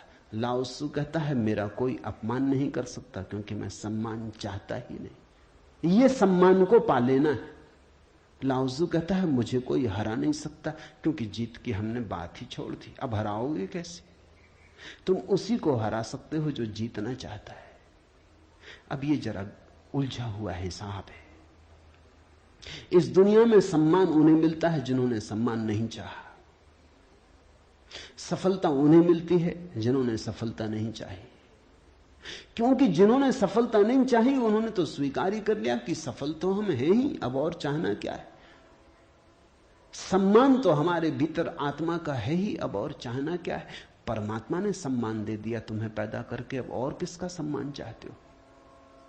परमात्मा ने तुम्हें काफी गौरव दे दिया, जीवन दिया, यह सौभाग्य दिया कि आंख खोलो देखो हरे वृक्षों को, फूलों को, पक्षियों को, कान दिए सुनो संगीत को, जलप्रपात के मरमर को, बोध दिया कि बुद्ध हो सको। अब और क्या चाहते हो। सम्मानित तो तुम हो गए, परमात्मा ने तुम्हें प्रमाण पत्र दिया।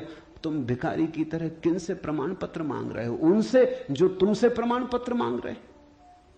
ये बड़ा मजेदार मामला है। दो भिखारी एक दूसरे के सामने खड़े भीख मांग रहे। ये भीख मिलेगी कैसे?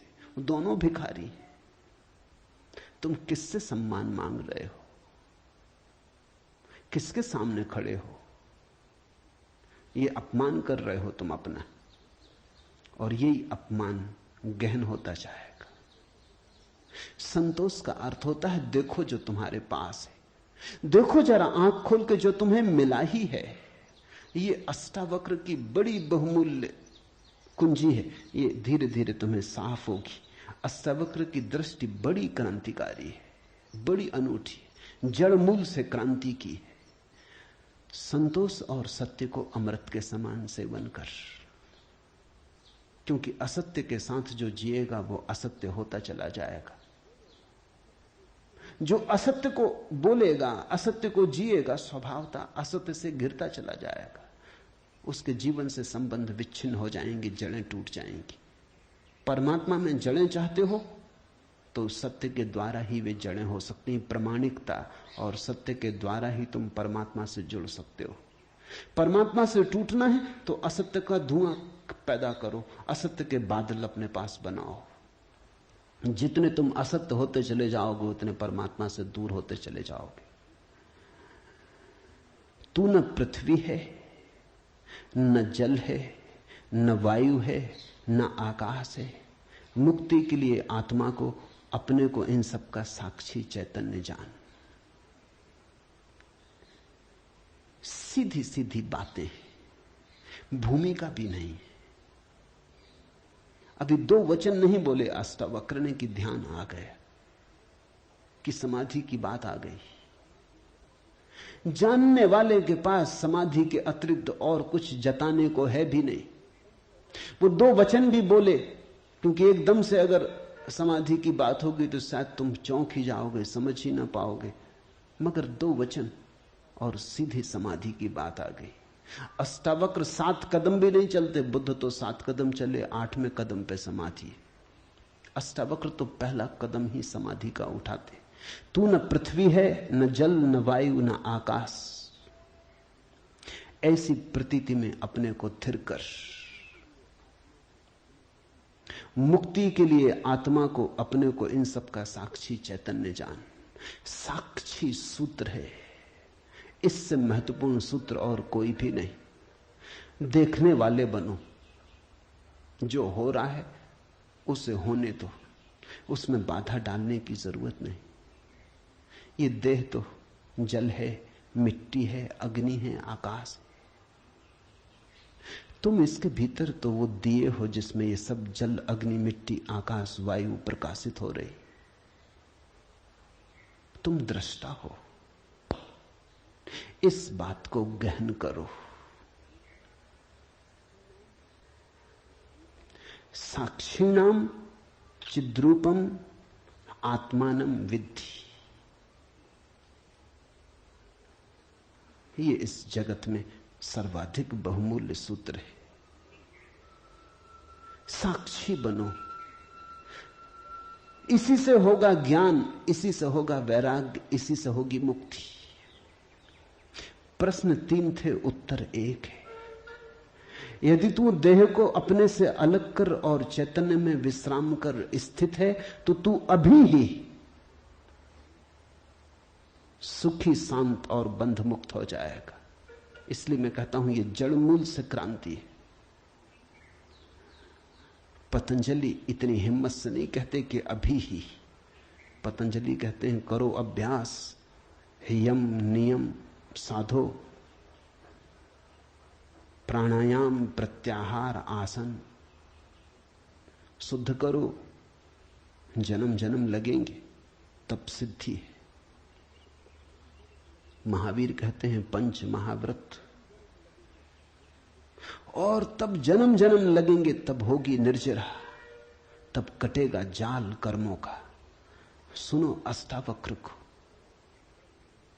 यदि देहम पृथकृत्य चित्ति विश्राम्य तिष्ठसि अधुनैव सुखी शांतो बंध मुक्तो भविष्यसि। अधुनैव, अभी, यहीं, इसी क्षण। यदि तू देह को अपने से अलग कर और चैतन्य में विश्राम कर स्थित है, अगर तूने एक बात देखनी शुरू कर दी कि देह मैं नहीं हूं,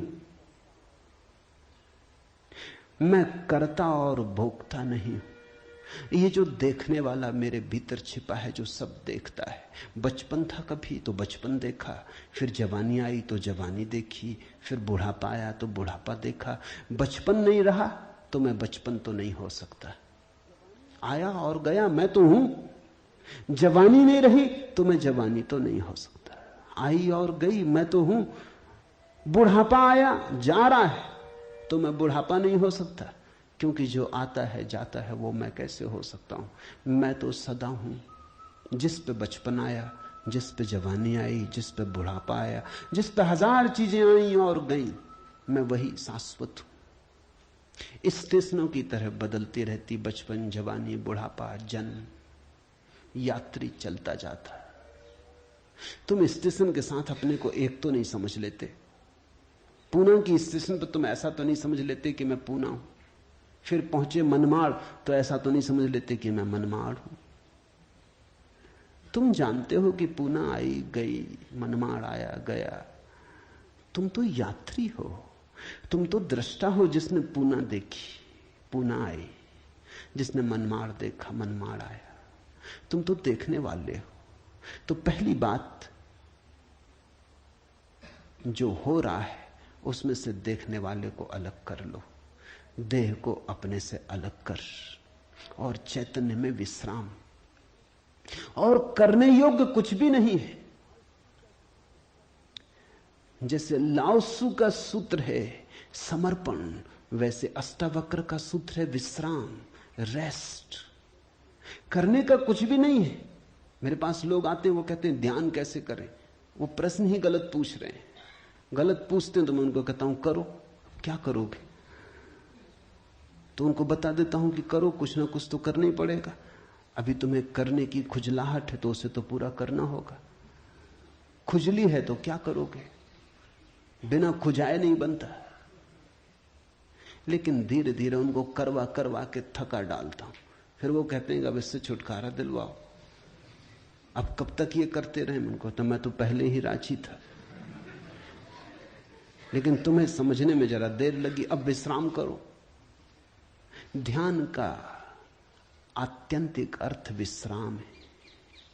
चित्ती विश्राम में तिष्ठसि, जो विश्राम में ठहरा देता अपने चेतना को, जो होने मात्र में ठहर जाता, कुछ करने को नहीं। क्योंकि जिसे तुम खोज रहे हो वो मिला ही हुआ है। क्योंकि जिसे तुम खोज रहे हो उसे कभी खोया ही नहीं, उसे खोया नहीं जा सकता। वही तुम्हारा स्वभाव है। अयम आत्मा ब्रह्म, तुम ब्रह्म हो, अनल हक, तुम सत्य हो। कहां खोजते हो? कहां भागे चले जाते हो? अपने को ही खोजने कहां भागे चले जाते हो? रुको, ठहरो। परमात्मा दौड़ने से नहीं मिलता, क्योंकि परमात्मा दौड़ने वाले में छिपा है। परमात्मा कुछ करने से नहीं मिलता, क्योंकि परमात्मा करने वाले में छिपा है। परमात्मा के होने के लिए कुछ करने की जरूरत ही नहीं, तुम हो ही। इसलिए अष्टावक्र कहते हैं चित्ति विश्राम में, विश्राम करो, ढीले छोड़ो अपने को, ये तनाव छोड़ो। कहां जाते? कहीं जाने को नहीं, कहीं पहुंचने को नहीं। और चैतन्य में विश्राम तो तू अभी ही इसी क्षण अधुनैव सुखी शांत और बंध मुक्त हो जाएगा। अनूठा है वचन, नहीं कोई और शास्त्र इसका मुकाबला करता है। तू ब्राह्मण आदि वर्ण नहीं, और न तू कोई आश्रम वाला है, और न आंख आदि इंद्रियों का विषय। असंग और निराकार तू सबका विश्व का साक्षी है, ऐसा जानकर सुखी हो। अब ब्राह्मण कैसे टीका लिखे? तू ब्राह्मण आदि वर्ण नहीं। अब हिंदू इस शास्त्र को कैसे सिर पे उठाएं? क्योंकि उनका तो सारा धर्म वर्ण और आश्रम पे खड़ा है, और ये तो पहले से ही अष्टावक्र जड़ काटने लगे। वो कहते हैं तू कोई ब्राह्मण नहीं है, न कोई शूद्र है, न कोई क्षत्रिय है। ये सब बकवास है, ये सब ऊपर के आरोपण है, ये सब राजनीति और समाज का खेल है। तू तो सिर्फ ब्रह्म है, ब्राह्मण नहीं, क्षत्रिय नहीं, शूद्र नहीं। तू ब्राह्मण आदि वर्ण नहीं, और न तू कोई आश्रम वाला है, और न तो यह है कि तू ब्रह्मचर्य आश्रम में है कि गृहस्थाश्रम में है कि वानप्रस्थ की संन्यास। कोई आश्रम वाला नहीं है। तू तो इन सारी स्थानों के भीतर से गुजरने वाला दृष्टा साक्षी। अष्टावक्र की गीता है, हिंदू दावा नहीं कर सकते हमारी। अष्टावक्र की गीता सबकी है। अगर अष्टावक्र के समय में मुसलमान होते, हिंदू होते, ईसाई होते, तो उन्होंने कहा होता न तू हिंदू है, न तू ईसाई है, न तू मुसलमान है। अब ऐसे अष्टावक्र को कौन मंदिर बनाए? इसके लिए कौन इसके शास्त्र को सिर पे उठाए? कौन दावेदार बने? क्योंकि ये सभी का निषेध कर रहे हैं। मगर ये सत्य की सीधी घोषणा है, असंग और निराकार तू सबका विश्व का साक्षी है, ऐसा जानकर सुखी हो। अष्टावक्र ये नहीं कहता कि ऐसा तुम जानोगे तो फिर सुखी होगे। वचन को ठीक से सुनना। अष्टावक्र कहते हैं ऐसा जानकर सुखी हो। न त्वम विप्रादिको वर्णनो नाश्रमी नाक्ष गोचरा असंगो असि निराकारो विश्व साक्षी सुखी भव। सुखी भव, अभी हो सुखी। जनक पूछते हैं कैसे सुख होगा, कैसे बंधन मुक्ति होगी, कैसे ज्ञान होगा? अष्टावक्र कहता है अभी हो सकता, क्षण मात्र की भी देर करने की कोई जरूरत नहीं है। इसे कल पर छोड़ने का कोई कारण नहीं, स्थगित करने की कोई जरूरत नहीं। ये घटना भविष्य में नहीं घटती, या तो घटती है अभी या कभी नहीं घटती। जब घटती है तब अभी घटती है, क्योंकि अभी के अतिरिक्त कोई समय ही नहीं है। भविष्य कहां है? जब आता है तब अभी की तरह आता है। तो जो भी ज्ञान को उत्पन्न हुए हैं अभी उत्पन्न हुए। कभी पर मत छोड़ना, वो मन की चालाकी है। मन कहता है इतने जल्दी कैसे हो सकता है, तैयारी तो कर ले। मेरे पास लोग आते हैं, वो कहते हैं संन्यास लेना, लेंगे कभी? कभी कभी ना लोगे। कभी पर टाला तो सदा के लिए टाला, कभी आता ही नहीं। लेना हो तो अभी, अभी के अतिरिक्त कोई समय ही नहीं है। अभी है जीवन, अभी है मुक्ति, अभी है अज्ञान, अभी है ज्ञान, अभी है निद्रा, अभी हो सकता जागरण। कभी क्यों? कठिन होता मन को, क्योंकि मन कहता है तैयारी तो करने दो। मन कहता है कोई भी काम तैयारी के बिना कैसे घटता। आदमी को विश्वविद्यालय से प्रमाण पत्र लेना है तो वर्षों लगते, डॉक्टरेट करनी है तो 20-25 साल लग जाते, मेहनत करते करते फिर आदमी आके डॉक्टर हो पाता। अभी कैसे हो सकते? अष्टावक्र भी जानते, दुकान करनी हो तो अभी थोड़ी खुल जाएगी। इकट्ठा करना पड़े, आयोजन करना पड़े, सामान लाना पड़े, दुकान बनानी पड़े, ग्राहक खोजने पड़े, विज्ञापन भेजना पड़े, वर्षों लगते हैं। इस जगत में कोई भी चीज अभी तो घटती नहीं, क्रम से घटती है। ठीक है, अष्टावक्र भी जानते हैं, मैं भी जानता हूं, लेकिन एक घटना यहां ऐसी है जो अभी घटती है, वो परमात्मा है। वो तुम्हारी दुकान नहीं, न तुम्हारा परीक्षालय, न तुम्हारा विश्वविद्यालय। परमात्मा क्रम से नहीं घटता, परमात्मा घट ही चुका है। आंख भर खोलने की बात है, सूरज निकल ही चुका है। सूरज तुम्हारे आंख के लिए नहीं रुका है कि तुम जब आंख खोलोगे तब निकलेगा। सूरज निकल ही चुका है, प्रकाश सब तरफ भरा ही है, अहिर्निश गूंज रहा उसका नाद, ओंकार की ध्वनि सब तरफ गूंज रही है, सतत अनाहत चारों तरफ गूंज रहा है। खोलो कान, खोलो आंख।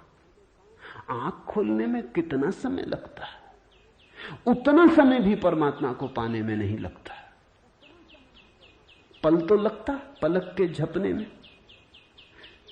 पल का अर्थ ही होता है जितना समय पलक को झपने में लगता उतना पल, मगर परमात्मा को पाने में पल भी नहीं लगता।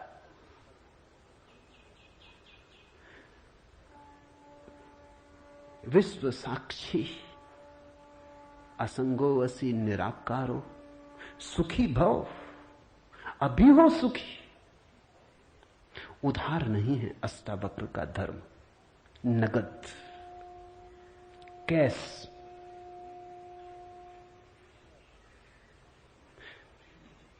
हे व्यापक, धर्म और अधर्म, सुख और दुख मन के।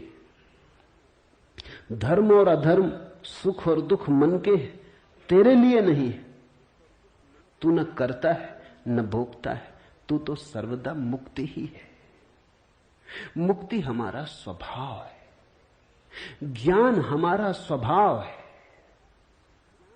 परमात्मा हमारा होने का ढंग है, हमारा केंद्र है, हमारे जीवन की श्वास है, हमारा होना है। धर्मो अधर्मो सुखम दुखम मान सानी नते विभो। अष्टावक्र कहते हैं, हे व्यापक, हे विभावान, हे विभूति संपन्न, धर्म और अधर्म, सुख और दुख मन के, ये सब मन की ही तरंगे। बुरा किया, अच्छा किया, पाप किया, पुण्य किया, मंदिर बनाया, दान दिया, सब मन के। न करतासी न भोक्तासी, मुक्त एवासी सर्वदा। तू तो सदा मुक्त है, तू तो सर्वदा मुक्त है। मुक्ति कोई घटना नहीं है जो हमें घटानी, मुक्ति घट चुकी है हमारे होने में।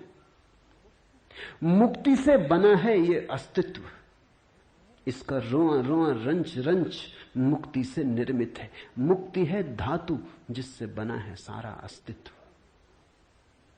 स्वतंत्रता स्वभाव है, ये उद्घोषणा। बस समझी कि क्रांति घट जाती है, समझने के अतिरिक्त तो कुछ करना नहीं। ये बात ख्याल में उतर जाए, तुम सुन लो इसे मन भर के बस। तो आज इतना ही कहना चाहूंगा। अष्टावक्र को समझने की चेष्टा भर करना। अष्टावक्र में करने का कोई इंतजाम नहीं है, इसलिए तुम ये मत सोचना कि अब कोई तरकीब निकलेगी जो हम करेंगे। अष्टावक्र कुछ करने को कहते ही नहीं, तुम विश्राम से सुन लो, करने को कुछ होने वाला ही नहीं है। इसलिए तुम कॉपी वगैरह नोटबुक लेके मत आना कि लिख लेंगे, कुछ आएगा सूत्र तो नोट कर लेंगे, करके देख लेंगे। करने का यहां कुछ काम ही नहीं है। इसलिए तुम भविष्य की फिक्र छोड़ के सुनना, तुम सिर्फ सुन लेना, तुम सिर्फ मेरे पास बैठ के शांत भाव से सुन लेना, विश्राम में सुन लेना। सुनते सुनते तुम मुक्त हो जा सकते हो। इसलिए महावीर ने कहा है कि श्रावक मुक्त हो सकता है सिर्फ सुनते सुनते। श्रावक का अर्थ होता है जो सुनते सुनते मुक्त हो जाए। साधु का तो अर्थ ही इतना है कि जो सुन सुन के मुक्त ना हो सका, थोड़ा कमजोर बुद्धि का है, कुछ करना पड़ा। सिर्फ कोड़े की छाया काफी न थी, घोड़ा जरा कुजात है, कोड़ा फटकारा तब थोड़ा चला, या मारा तो थोड़ा चला। छाया काफी है। तुम सुन लेना, कोड़े की छाया दिखाई पड़ जाएगी। तो अष्टावक्र के साथ एक बात स्मरण रखना, कुछ करने को नहीं है, इसलिए तुम आनंद भाव से सुन सकते हो। इसमें से कुछ निकालना नहीं है कि फिर करके देखेंगे। जो घटेगा वो सुनने में घटेगा। सम्यक श्रवण सूत्र है। अधुनैव सुखी शांतो बंध मुक्तो भविष्यसि। अभी हो जा मुक्त, इसी क्षण हो जा मुक्त। कोई रोक नहीं रहा, कोई बाधा नहीं, हिलने की भी जरूरत नहीं है। जहां है वहीं हो जा मुक्त, क्योंकि मुक्त तू है ही। जाग और हो जा मुक्त। असंगो वसी निराकारो विश्व साक्षी सुखी भव। हो जा सुखी। एक पल की भी देर करने की कोई जरूरत नहीं। छलांग है, क्वांटम छलांग। सीढ़ियां नहीं है अष्टावक्र में, क्रमिक विकास नहीं है, सडन इसी क्षण हो सकता है। हरिओम तत्सत। आज इतना ही।